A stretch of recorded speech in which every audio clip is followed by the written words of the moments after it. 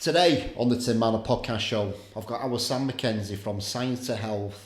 You might have seen the video that me and Sam did about getting my bloods done, getting things on check a little bit. So I wanted to get him on and amplify Sam's message and what you're all about. Where did this start? Where did Science2Health start? Where did Sam McKenzie start? Where did this try and understand the body come from? Not school. It was after school. What was school like for you? Not great. Couldn't find an interest in anything. Most of my reports would say that I was the class clown and very easily distracted and would distract others. People don't really see that side of you, do they? No, I think that because that you're very professional, mate, aren't you? That would surprise people. Yeah. And then coming out of school, I thought, I've messed this up. Still didn't know what I wanted to do, but I thought I'd messed this up. And I thought, well, what do I love? And the only two other things that I loved was science and sport. And from that point, I thought, well, what can I do? So I had an invite to Runshaw College. So I went along, and the head of school there at the time said, look, you've not really got the grades to get in. So we'll have to start you on the entry course. I knew in my mind, I was a bit embarrassed by that. What do you mean? Ego? Probably, at the time. How old was I? 16. Probably didn't like the fact that that's what I had to do. But when I look back now, it's all I deserved because I didn't put the work in. So I started off there, and then that was really where it started, 2006. So there was sports science was the course that I was on. And in that, you get introduced to everything in that topic. I would call it a foundation introduction. And that's where I found what I loved, which was nutrition. There was one module on it. And I thought, this is what I want to do. Why?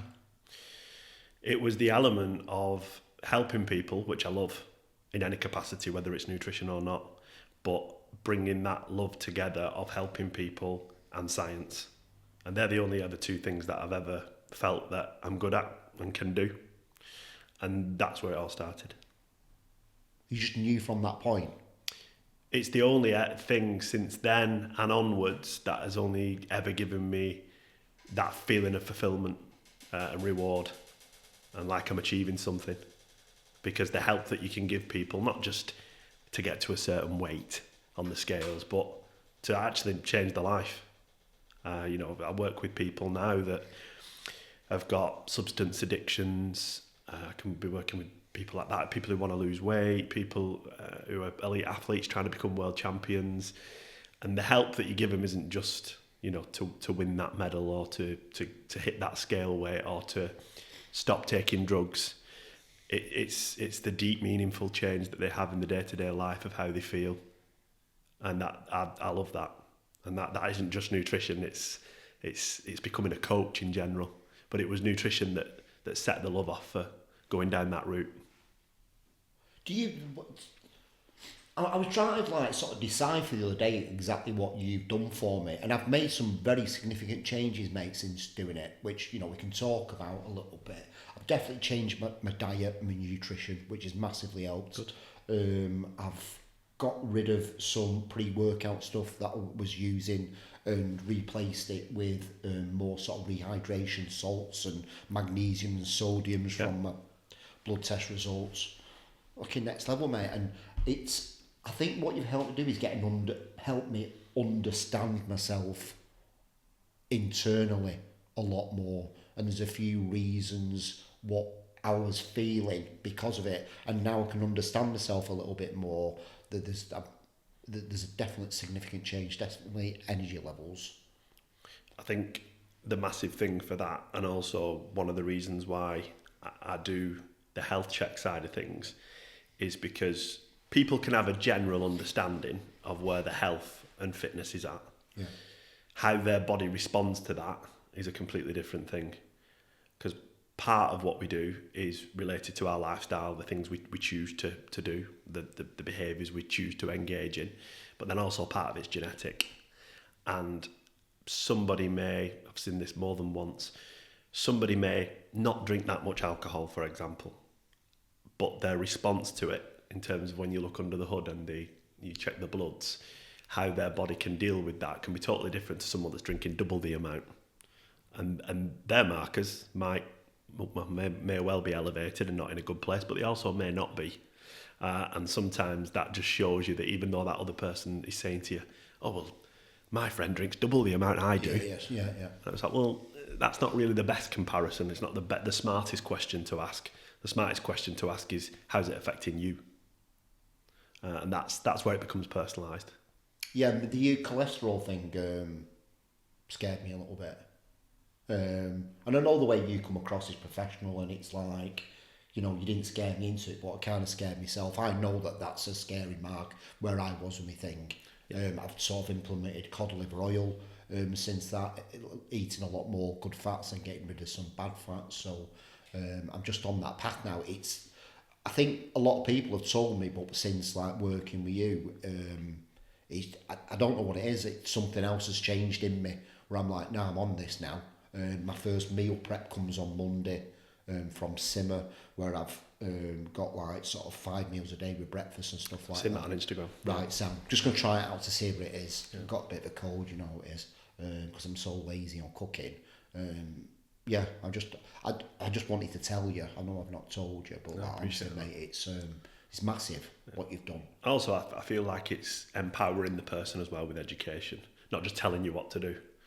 Like, as in, rather than the feedback saying, Tim, this isn't good, do this, do this, do this. Well, what about why? Why is that marker there, and why is that dangerous?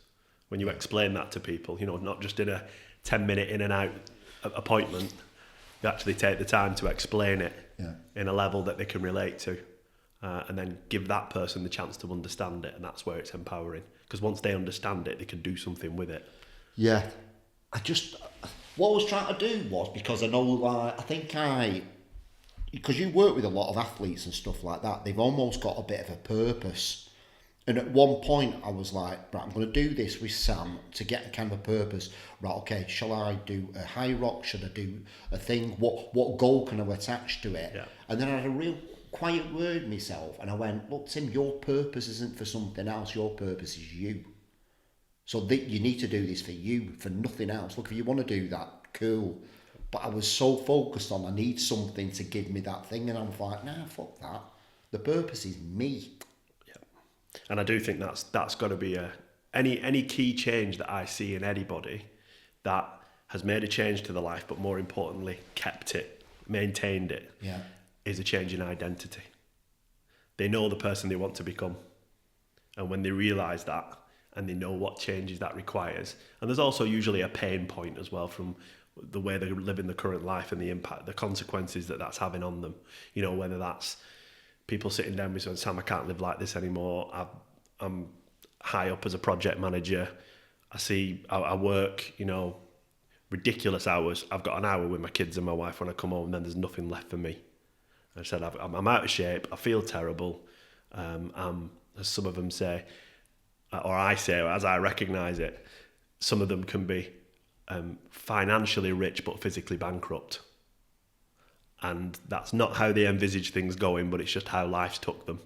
They're expected to be on a laptop ridiculous hours, have access to emails, and that's just all their life's become. In their own mind, they've no room for anything else. And that's when it usually gets to a point where they're like, right, I need to change now. And that's where it can really make a difference. Especially then finding somebody's purpose. What are your goals? It doesn't have to be an elite athlete that is, right, I want to become world champion, or, I want to get this title or that achievement. It can literally be a goal such as, I just want to have more time for me. I think that's what everybody's goal should be. I think you should definitely then go, look, I want to do a high rocks, and then sort of like tweak it at what your first and foremost should be. Because that's sustainable, that. You'll do that for the rest of your life. I will be aware of everything that you've taught me for the rest of my life, from everything that I sort of like put in my mouth. Yeah, and also small changes like that. It made me testosterone. I've knocked my testosterone right down because of it now. Yep. I've done a bit more of a regime where I'm kind of doing it every single day now in like little small increments. We'll have another blood test and check it, but I can definitely feel the change in it. And also you sit down in some appointments, people get these results and they go, right, I'm doing an Ironman.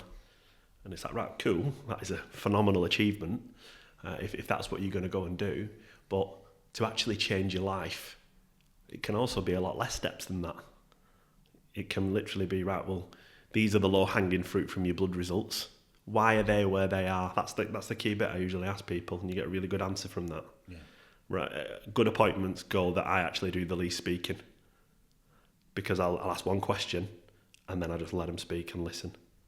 And then we can really go into depth of, okay, well, these are the results of where they're at, but why are they there? Some of it might be genetics, granted, but some of it might be personal stuff. Trauma related. Trauma, yeah. Things that have happened to them when they were younger. Way of counselling, mate. It's like, look, here's your results. This is what's going on here. Why is that happening? Yeah. And people are just like open up to it. I think it's the best way, you know, rather than, and I've been at the receiving end of this type of feedback with my own health, of this is rubbish, you need to fix it. And it's like, well, maybe listen to them and see why it might be there, so you can actually then help them. I think you've got to understand the person also. You've got to develop some trust. Listen to you. There's your feedback your body's giving you. Listen to yourself. Why do you think that's happening? Yeah, you don't need to punish people for that. No, you need to work with them, because they've got the best relationships are the ones where there's trust and honesty between the two of you, and you're not going to get that jumping down somebody's neck. Yeah. With some negative, more like autocratic type coaching. You've got to be open. Yeah. From a kind of authoritarian approach, it doesn't do anybody any good, that, does it? I think there's a time and a place for it. I don't think it's useless. Yeah. But in the nature of the delicacy of this type of work, you've got to be able to kind of wear a different hat when it's needed, if that makes sense, as a coach. So you started off with nutrition. How did you then move into doing more the blood, doing more the sort of DEXA scans and the VO2 maxes? Was that always part of it from the beginning? Or... Yeah, great question. I think a lot of people don't realise how scientific sports science is. I think it's becoming more knowledge. People are becoming more aware of it now, because there's sports scientists everywhere. They're in elite clubs. They're working privately on their own. It's become a career in its own right. But in the beginning, I think people thought that it was a bit of a gimmick, but it very much isn't. There's people that are fully qualified scientists producing leading research, game-changing research, in fact, in the whole medical and sport arena, not just in athletes, but in general health. And I started to realise that I love working with athletes, but I can't just work with athletes, because I love helping lots of different types of people from all walks of life. So when it transitioned from nutrition to testing, so to speak, as an addition, we do a lot of that in our education, because you are training to be a scientist. Once you come out of college, you go into uni, you're in the labs, they're teaching you all the skills that you need to test, to get valid, reliable results. You're producing research as part of your studies. So you do get a very in-depth clinical experience as well. And it's then from that point really that I started to do some work in hospitals. I started to do some work in the private sector. I was a teacher for a while as well at Runshaw College. And then I kind of got to a point where I was like, I love teaching people, I love helping people, but I love that hands-on on the kind of front line coaching people. And that's where I wanted to then create my own thing. How long ago was that? And what was it called when you first set up? Was it always Science2Health? Always Science2Health, yeah. For the reason that 2016 it was when I first came up with the idea and started to put it into kind of the real world. And the reason I called it Science2Health was just for the simple reason at the time, and it's worse now, is the myths, the confusion, the deliberate misleading that's out there in nutrition, in that sphere. If anything, it's worse now. I'd have liked it to have been better, but the reason I called it Science2Health is because I feel that real, honest science, evidence-based science being transferred to health is the most honest and ethical way that coaching service can be run. Of course, all businesses are there to make money, but I don't have a problem with people making money if they're doing right by people. I didn't know it was like that, sports science. I didn't realise it was so in depth like that. In fact, I don't even know how I perceived it, to be honest. Yeah, essentially, I see that when you go to college and uni and your degree, you're basically being given an introduction to it, because you get all the different modules. You get to understand anatomy and physiology, nutrition, biomechanics, psychology, even some of them going down the sports medicine route, and then you then decide where you want to specialise. In terms of, are you going to be a coach, working solely in sports and a sports coach, or you can then go down the scientific and medical route. So it's very, very broad range, which surprises people. But it was nutrition that sparked my interest. How do people perceive sports science then? Because when someone says to me sports science, I'm just thinking you're going down to a football place and just like doing a bit with the, No, I agree. Yeah, I think it depends who you ask, because there's people that are familiar with it from maybe being athletes themselves. I never know whether I'm sitting with a project manager for a health check that used to be an athlete, and then they have a very clear understanding of what sports science is, or whether I've got an absolute beginner that has no idea what it is and perceives it as football coaching with a bit of science involved.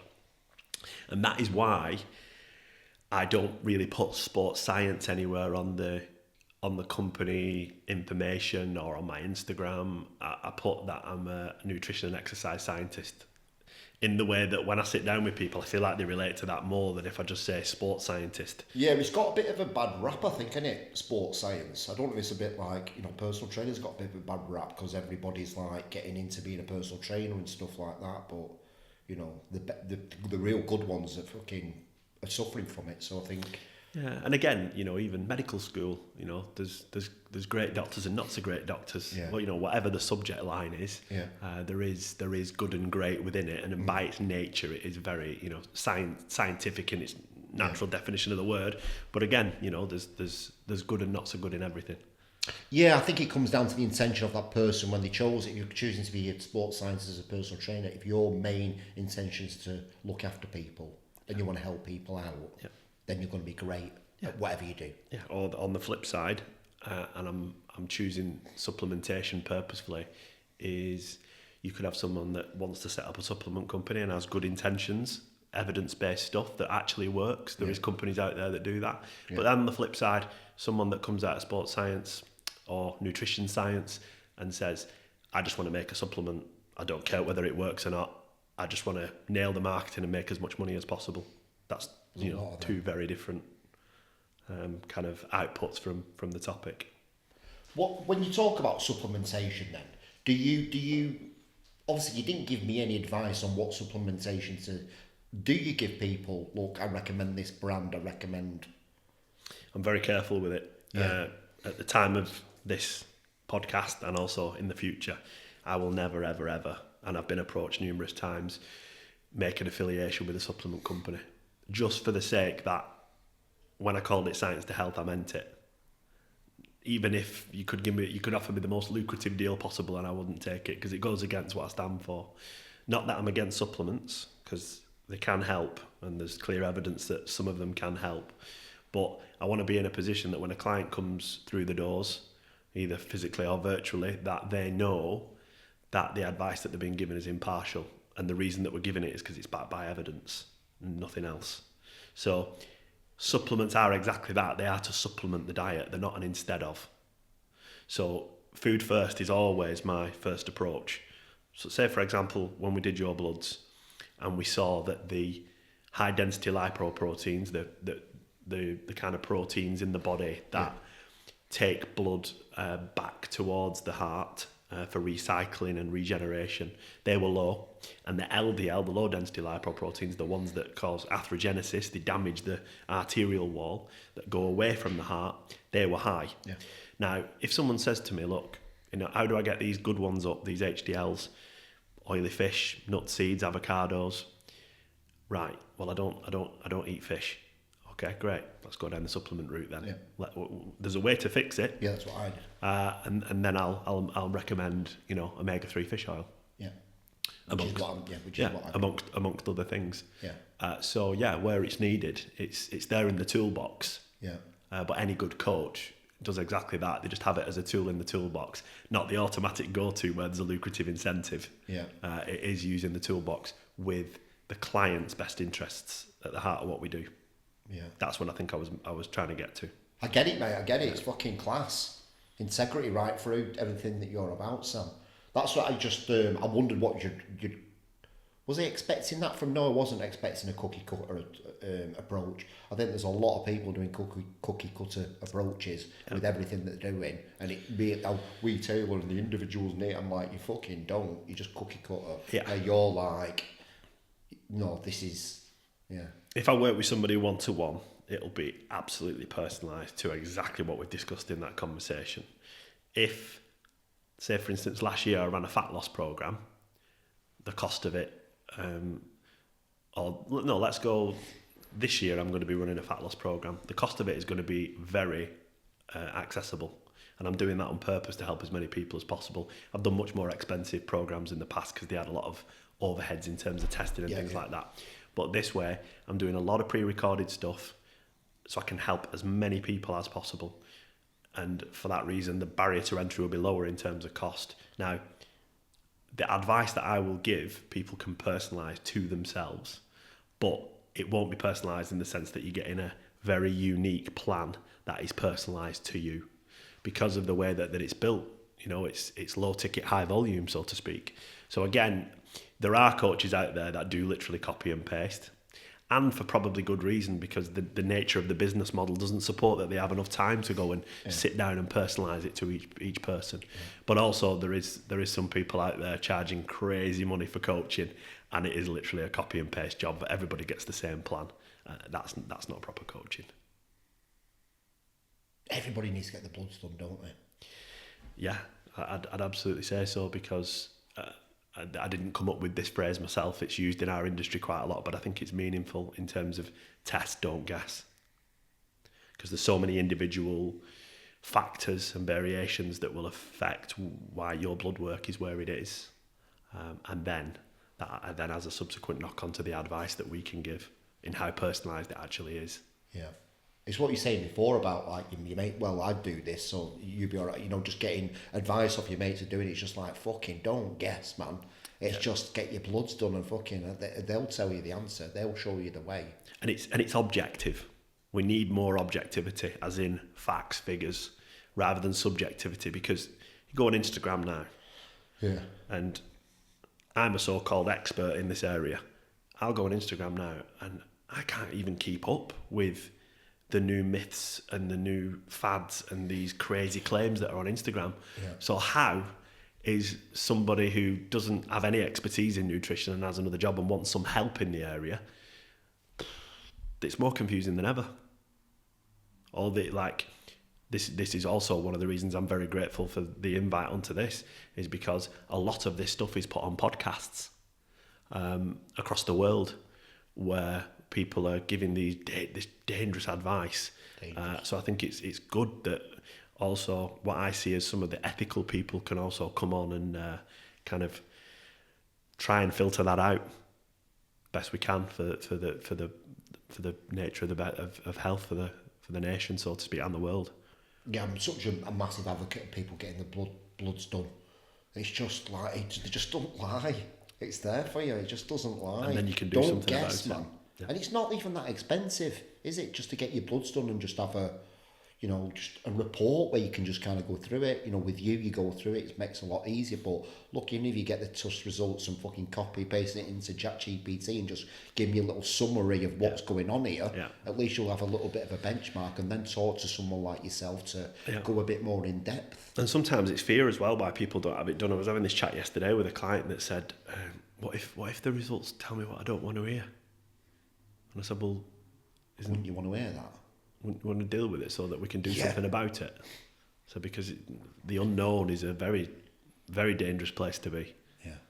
At least then, knowledge is power. We can actually do something with it. And I think that that mindset, I don't think was just unique to that client. I think that's quite common. I see that quite a bit. There's certain things, I'm sure you're the same when you're helping people with branding. Certain customers, clients, they say a lot of the same things. Like a lot of the battles are shared. They're quite common. Yeah. And as a coaching figure, you can just pick out, this is a trend. This is quite common, and I think it's important to get that message out. Yeah. Oh, massive. Logo to website. Well, you need a logo to website. No, you don't. Yeah. No, you don't. Yeah. They're just fucking supplements. You don't even know what the fucking major problem is. Yeah. You need to look at your brand and look at yourself from within. Who are you? It always kind of comes back to that. It's from the inside out, isn't it? 100%. So when did you qualify as a full sports scientist?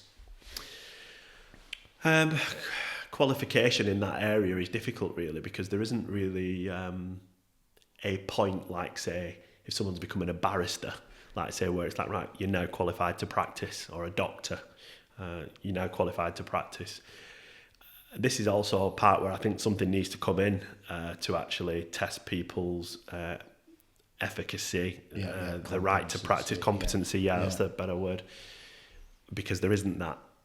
You get your degree, or you get your masters, or you go and do a PhD, and then I suppose it's you trust in that grade that they've got, or their experience that they say they've got. There's not as many measures to kind of be assessed by, so to speak. There are voluntary registers to become a registered nutritionist, but again, that doesn't guarantee it either. In terms of competency, I actually value most experience. I think it's great that people have had an academic introduction, fantastic, but that doesn't mean you've worked with real people. Yeah. Because that's where the unpredictability is, and the real challenge is working with real people, different personalities. And you do become a counsellor just as much as you become a nutritionist. I'm not saying a qualified one, and I still refer out to when people have mental health conditions, but a lot of the things like what we discussed before, where people are struggling to lose weight, or the relationship with food, it boils back to the mental health and the psychology. Yeah. Spending a lot of the time in appointments speaking about people's personal lives before we even speak about eggs and bacon. Yeah. We're talking a lot about their personal life and what's going on, because it relates so much to who they are and what they do, and the decisions that they make and what they put on a plate. Whether they're an athlete or whether they're a mum, a mum of three that is a stay-at-home mum. It's just lack of energy and can't get up in the morning. Yeah. Struggling. Yeah. With clarity. And you can also, with that information, when they open up to you, and you might be the first person they've opened up to in a long time. There's a lot of people that... I never even thought about this, mate, Yeah. I never thought about this. Yeah. I actually find you don't get a great relationship with people if you just bring them in and go, jump on the scanner, right, this is your body fat percentage. They're not really going to remember that. And I once learnt off a mentor, Martin McDonald, they don't, what's the saying? They don't care about how much you know until they know how much you care. Oof. Yeah. And when he said that to me, I'm pinching that, Martin. Yeah, like, that, mate. Yeah, like you can give them all the fancy testing and, savvy scientific kit and all that, which is great. But the first thing that you've got to do, if you're going to make a real lasting impression to somebody, develop a relationship with them. And that means talking about other stuff other than nutrition. Especially if you want to get change out of them as well, as in, change that's long-term, real change, not just a 6-week cut and then back to the life that put you in that situation. I mean, real long-term change makes a huge difference. And that's why I try and make it as personable as possible and try and get to know everybody, rather than just stack them up and pile them high. I don't like a conveyor belt approach, because I've worked in it, doing it for when I used to do health checks for a medical company, you'd have 15-20 minutes with some people. And I also think that is a real challenge for doctors today. Yeah. Even, as I said to you before, there's great and not so great in all areas, but there's some fantastic doctors. And, they're limited by the system. not by their own doing. You know, they care about who comes in the door, but they're under ridiculous stress and can't give the people the time that they need. Yeah. You've almost, at the minute, you've got to almost take it into your own hands, haven't you? And reach out to someone like you instead of going to your doctor, because my girlfriend went to the doctor today and asked her for a blood test because she knows there's something up with it, like, and they weren't willing to give her a full blood test. Wow. And then I get it, I get it, but... To be impartial as possible, I am going to say that, Anna. I am going to say, you know, come... Yeah. But you probably won't get the blood test, just come to me.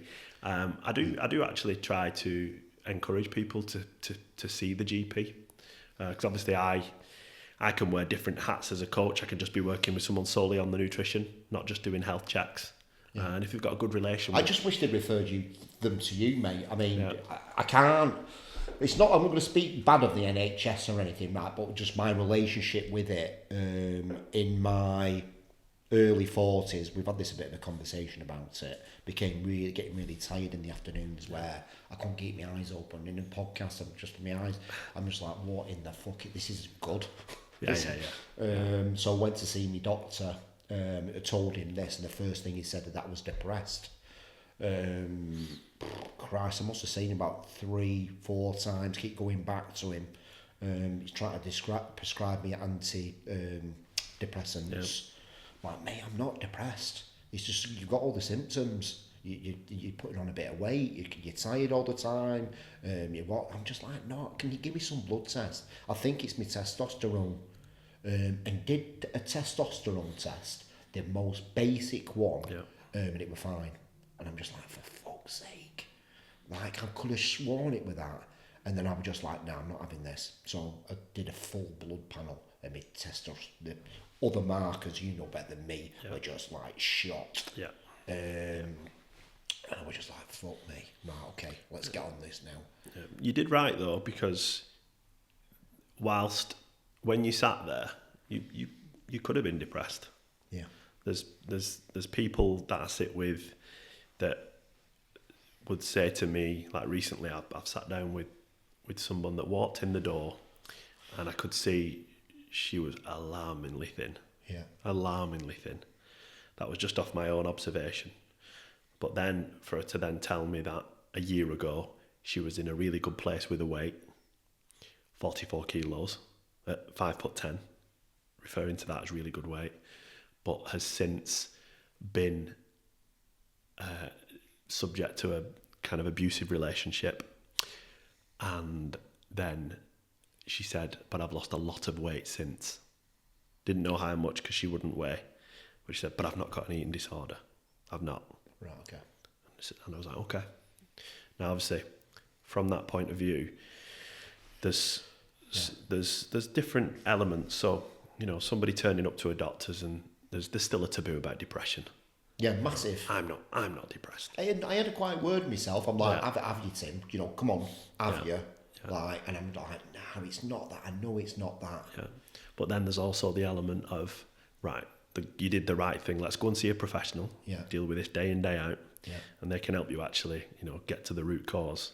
Because there's a lot of, I'm not so obviously, you know what it was now, but there are cases where it's not testosterone and it is depression. Yeah. Or where I'm sat with someone and it's like, I think this person's got an eating disorder. Yeah.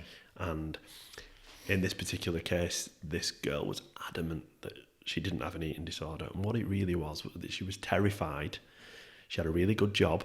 She was terrified that she was going to have a job taken off her and she was going to end up being put in a hospital ward, you know, without her consent. And bless her. Yeah, exactly. And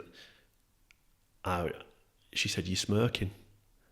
And I said, not in a negative way. I just said, I mean it in the sense that you're at the right place. Yeah. And I can help you. Nobody's going to take your job off you. Nobody's going to make you do something you don't want to do. Probably the first time she thought about it. Yeah. I just broke down crying. And it's really, really sad. You know, that is a severe mental health condition, which is very difficult to treat. You've got to have a multidisciplinary team. And if you don't, the outcomes for anorexia nervosa are not good. Yeah. very short-term lifespan if it's not fixed, and fixing it isn't easy. But it just goes to show the struggles that a lot of people have that are deeper than they realise. Yeah. And that's where, you know, you did the right thing coming on to another topic, like getting your bloods done. Some people don't even get the bloods done. They're just scared of the... Not even that. Like sometimes they're seeing these adverts on Instagram, and a man that feels tired in his 30s or 40s, and they're like, right, must be test. Let's just jump on it. Yeah. And nowadays, for a reason I don't agree with, people can just get all the drugs that should be behind a pharmacist's prescription wall, but they can just get hold of it. That's where I get mine from, Sam. Yeah. And now, in the sense with you though, at least you tested first. Yeah. Obviously, it's a whole different debate of is this stuff that you're... I've gone down that for 2 years. I was behind a medical prescription and prescribing it and doing that, and then I've kind of got, I could find this somewhere else, and it's proper grade, it's that thing, and I've got a hell of a lot cheaper. Okay. Which is where the incentive is. Right, but somebody who's not had a test, like you're saying, can just get that willy-nilly and just start. Is it what it actually says it is? Is it from a hygiene perspective and a clinical level? You know, there's some dangers here, and I'm sure that these will come to fruition for some people. Yeah. But people the point I was getting to, the people jumping straight on testosterone without even checking under the hood first is madness, because you even see a lot of doctors now that will obviously be getting paid for doing this advertising just to put their name on it, but they'll be talking about this TRT like it's, you know, just a therapeutic treatment and there's no downsides. Yeah. Now, if someone has clinically low testosterone, it can be, you know, devastating to life quality. I've seen it. Mate, I promise you, as soon as I went on it, right, within the first week, colours changed. Right, greens became a lot greener. I'm like, what the fuck? Everything looked dull. Yeah. I didn't realise how much it was affecting me. Oh, people, and it affects where we store weight. Yeah. You know, people can feel severely depressed, low energy, the drive and enthusiasm's gone. You know, that's pretty important when you're a business owner. Yeah. But there's also, and that's where it's clinically justified. That person should probably go on testosterone and it'll be life-changing. Yeah. But there's people that their problems are not testosterone. Yeah. It can be tested and it's in the 20s, right? And then they're going on test. They're on it for a long time. They're not always taking the right dose. They go and have the bloods done. This isn't the first time I've seen this. And testosterone can make your blood thicker, which can cause clotting risks. It can change your cholesterol profile to make the risk of cardiovascular disease higher. It can affect your own pituitary axis, which is the communication between the pituitary gland and the testicles and your body's own ability to make its own testosterone. It can switch that off. And that sometimes is recoverable. And when people withdraw to exogenous testosterone treatment, as in from the outside, it can take 12 months to fix, or in some people, it doesn't come back at all. You've then lost your own body's ability to make testosterone. And in the people that didn't need it in the first place, that hits hard. Because it can also make them not be able to reproduce. They can't have children. And so there's real risks with it as well. And they don't really make these known when they're trying to sell it. Yeah. So that's why education's absolutely key. You know, look at the pros, look at the cons. Because nobody talks about the fucking cons. No. Nobody talks about the cons about hair loss and going thin and there's loads. Yeah, there's loads, and that needs to be said. But that's why being in a position, again, coming back to why did I call it Science2Health? I'll never sell testosterone, because that's not that it can't be done legitimately, because it can be done legitimately. Like I said, if someone's deficient, can be life-changing, but also if it falls into the wrong hands in people that don't need it, it can be quite dangerous. And I have seen it where it's like, whoa, you need to adjust this dose. Like your blood clotting is crazy, your liver's struggling, you know, inflammation in the liver, and you know, this can put people's lives at risk when they're not on the correct dose, or dare I say it shouldn't even be on it in the first place. It can be very dangerous. And there's people advising dosages and ways to take this that shouldn't really be in a position to do that. So you know, it is dangerous if it's in the wrong hands. You know, we talked about this little fat loss program that you're doing, Yep. which is cool. Obviously, you keep seeing this fucking fat pen thing going on. I don't know what it's called. Ozempic. Well, there's a few. What the frig is that? So, great question, and probably a very good time to ask it with how popular this stuff is at the minute. There's a family of drugs, and they're called GLP-1 inhibitors. GLP-1 is a gut hormone, and it has significant relationships with appetite and food noise. So appetite and hunger are two very different things. Appetite is a psychological drive to eat. Hunger is a physical need to eat. So the difference would be, as I would describe it, and what I feel most people relate to, is physical hunger is when you know you've not had anything to eat for a long time, your stomach's rumbling, and you need something to eat. That's for survival. Appetite is a little bit different. You could walk past Thornton's. Is Thornton's even still going? And you can smell the chocolate. Yes. Yeah, or going past a cookie shop and you can smell it. Seeing an advert and it sets your mind off thinking about the food. And you might not be hungry, but you're thinking about food. And that's the difference between hunger and appetite. Now, when we look at people that are very overweight, as in, you know, we're talking the highest level of obesity on the BMI. BMI is still a useful scale if you use it properly. I suppose we'll come on to that in a minute. They really struggle with food noise. Just preoccupation with food. Can't stop thinking about food. I like that. Yeah. Now, when they're on these GLP-1 drugs, they tell you that the food noise is gone. Just don't think about food that much. I'm not constantly occupied with it. I'm just busy with other stuff and I don't think about food. And when I do, when it comes to it, whether it's someone telling me tea's ready or there's an advert on the telly, I'm not bothered. Take it or leave it. I've spoken to hundreds of people that have been on this drug, and that's what it does. I don't have a problem with it. I think it's helpful. Especially, I was expecting you to say that. Yeah, especially for a coach. Some coach. So what? Get the ball rolling. Yeah, it's a supportive tool to help you as the coach have the biggest impact. It shuts the food noise off. Yeah. So they are not getting distracted by that. Like I said, I wasn't expecting you to say that, but you use this as a tool. Yeah. Yeah, a tool to get a great result where otherwise you might not. But not from a longevity point, just for a certain amount of time to get to them. Well, this is where it's sketchy, because in the research so far that we see, once that drug is withdrawn, the weight comes back on. Now, there's obviously an assumption then really that person would need to stay on that drug for life. And obviously it comes with that implications. How does it work? Is it an injection every day or something? What is it? Depends on which one you're using. Some are daily, some are weekly. Mm-hmm. But there's a whole different element of consideration here in terms of implication of cost.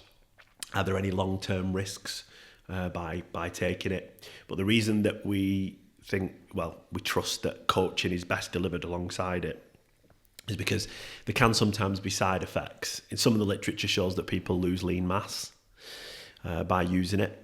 So that's not all of the losses that they're getting aren't just fat loss. Right. But if you combine being on the medication with training, resistance training, the outcomes can be very positive, especially alongside coaching. What we've not quite figured out yet is what's the long-term strategy with this. Do they need to stay on the drug forever? Is there an element where the coaching can have an overlap effect in that, can the drug be withdrawn and the coaching can then manage it? I'm not so sure whether it can. But this is what science is about, is discovery on these things that we're not sure about. We don't have all the answers, but that's where we need time and study to find them. But then there's the dark side of this, where there's people getting hold of that drug that, in my view, shouldn't be on it for two reasons. One is that the food noise isn't as much of a problem for those. It's not as, clinically a problem. Yeah. You know, obesity. Somebody doing a competition or something who's like trying to get to a thing, they just have that because they don't want to get. Yeah, you know, obesity is a disease. Yeah. And you know, when we're talking about much less serious conditions or contexts where somebody could actually make this change just off coaching alone with no medical intervention and keep it off. I do that a lot with clients. I've got clients that are 5 years down the line, they're still 4 stone down. And this drug is unfortunately, I do use this, falling in the hands of people that don't need it. Now, that's a problem for 2 reasons. One, we don't know the long-term effects on people that shouldn't be using it. You know, there is some evidence of people getting pancreatitis from this, which is a serious condition, that when they shouldn't be using it and been using it. But also, the demand for that drug, especially for those that are, shall we say, financially privileged to be able to get it privately, it can then have a knock-on effect to the people that really need it, because some of these drugs are prescribed for diabetes, not just weight loss. The weight loss benefits of this drug were actually found from scientific studies in diabetes when they were trying to help that condition. But then in the research, they're like, hang on a minute, a lot of these people are losing 15% of the weight. Like, that's not what we expected. And then that's when its demand for a weight loss drug became apparent. So by the demand of it being reduced to the people that really need it, that's where it becomes a real ethical problem as well. And even in Science2Health, we do have programs where people with obesity, diabetes, they can, through the doctor that we work with, get hold of that drug, but we won't be giving it willy-nilly. It'll be given where it's needed and where it's appropriate.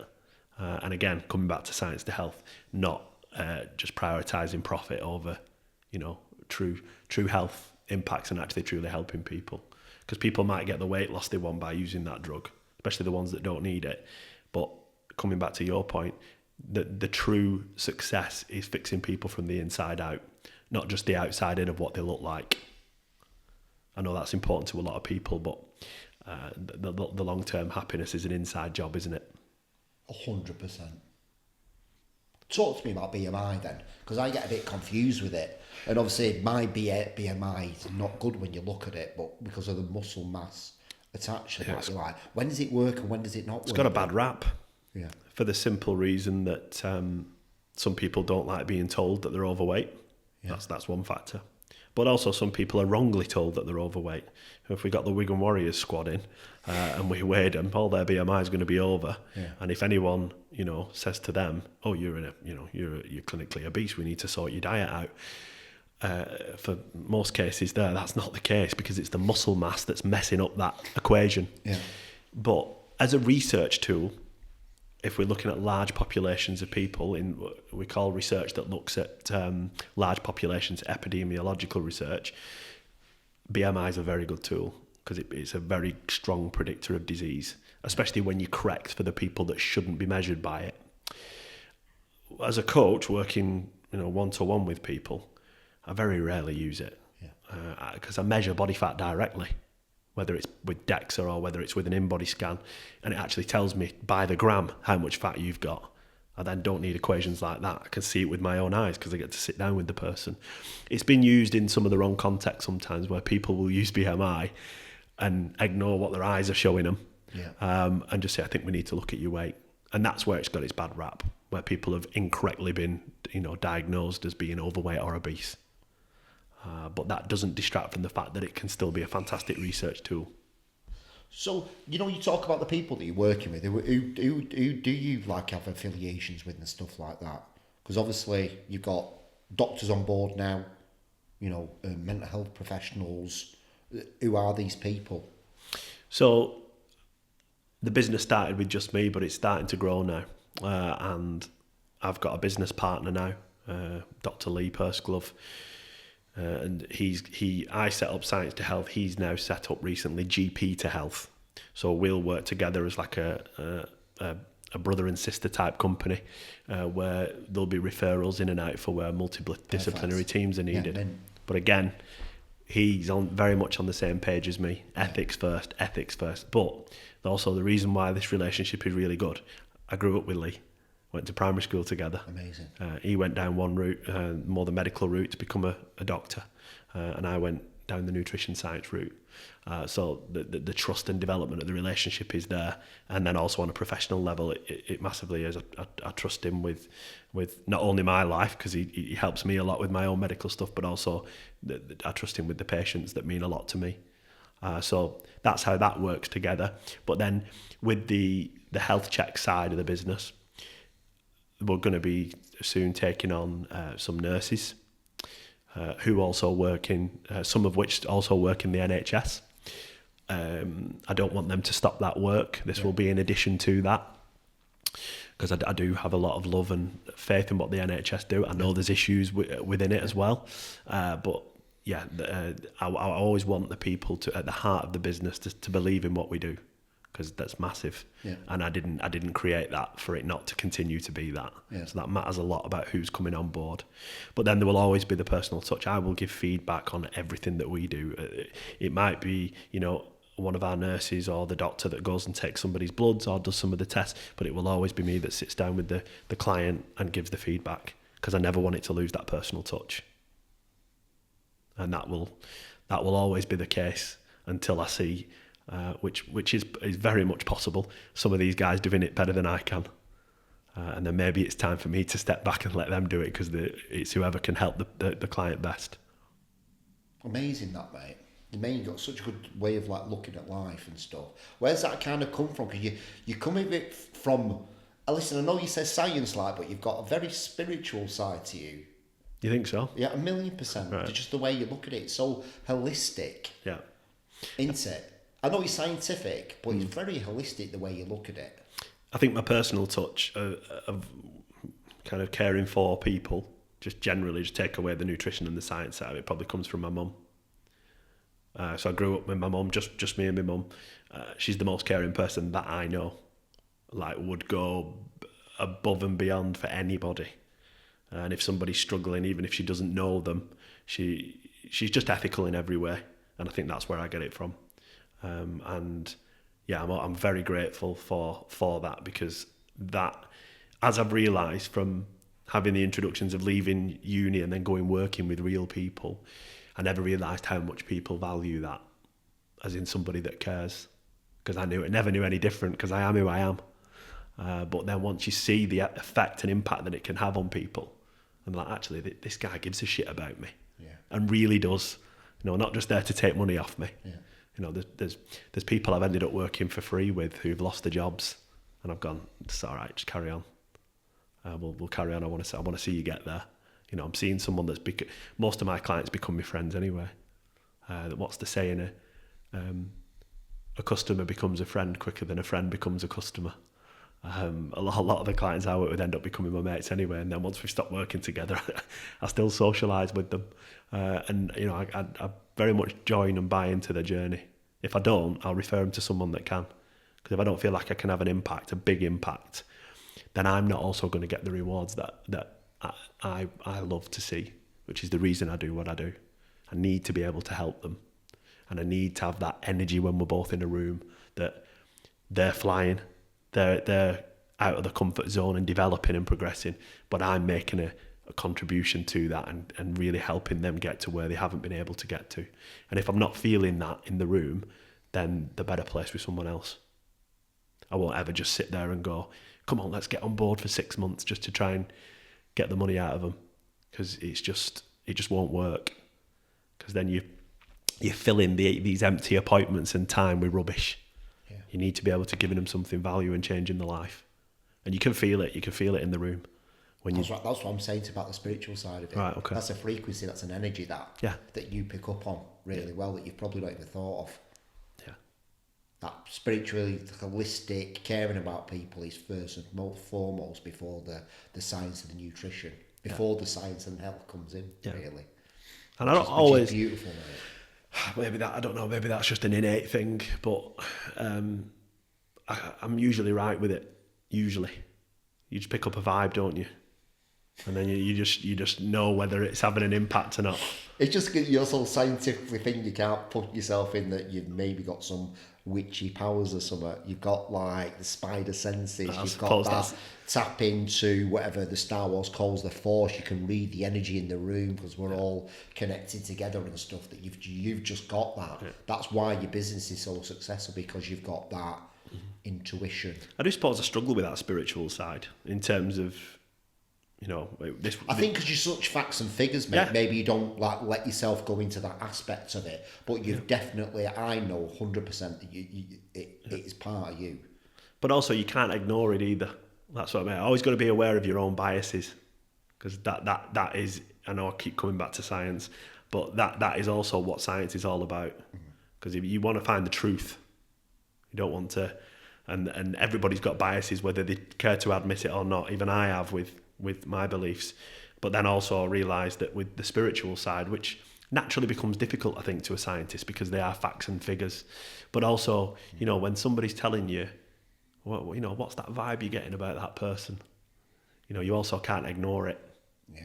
So whilst I probably do have a bias there, I'm still trying to stay open-minded to, you know. Yeah, I love it then, because you've got them facts and figures in front of you. Then you're asking the person that question, and you know they're not telling you the truth too much, right? Because you've got the facts and figures, but you kind of, what is that? You kind of know that there's something else behind that. Yeah. I love that shit, mate. Yeah, and it opens your eyes massively. The moment you think you understand coaching, you're on the back foot, because there's always stuff to learn. Yeah. Just especially the psychology element, you know, going on courses a lot, learning from different people about different situations and helping different personalities. You do get better at it as time goes on, in terms of, I've been here before, this is what I did, so I'll do that again. But then also the thinking on your feet as well is a skill you've got to get used to. And I do better thinking on my feet. I tried not to look into coming on this podcast and planning too much in my mind. I didn't think about it too much. I like to be busy. Yeah. And then when I come along to the podcast and I've not actually had much time to think about it, I do better. You got to flow with it. Yeah. What is one story that's really resonant? Because you asked me about my podcast. What was what's the one client that's always like touched you the most or has done that lasting impression? I know you've had a lot, mate. I'm just wondering if there's one.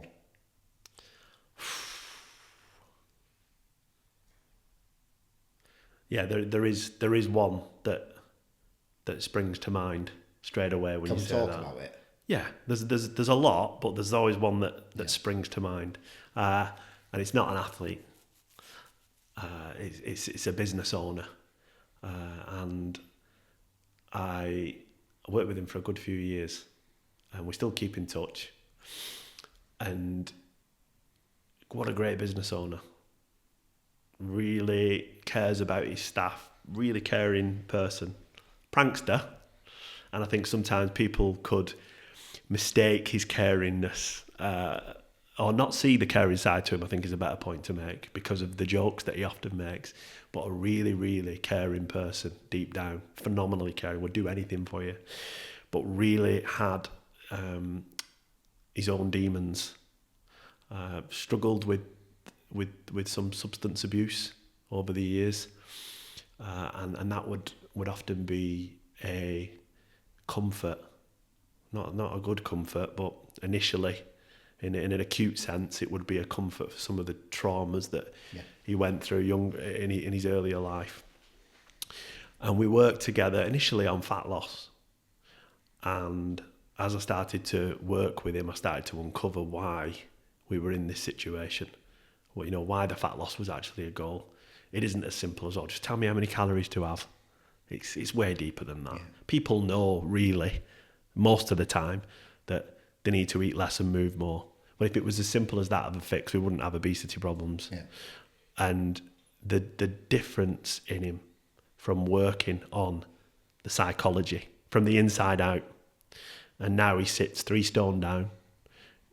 He's kept that off now for over 4 years. And let's be real about it. He still has his struggles, but he's off all substances, hasn't touched them 4 years, he's changed his life massively, but also that on his families, because the way that he was living, his family wouldn't probably admit it because I got quite close to the family as well, but it impacted them massively, made them ill at times, but the love and devotion to him was unquestionable.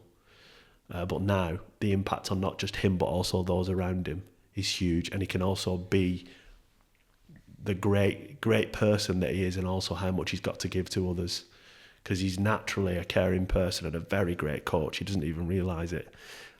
So he's his best self to not just himself but also those around him, and that to me is up there with the most meaningful help you can give as a coach, is to help people be that person that they want to be and the person they want to become.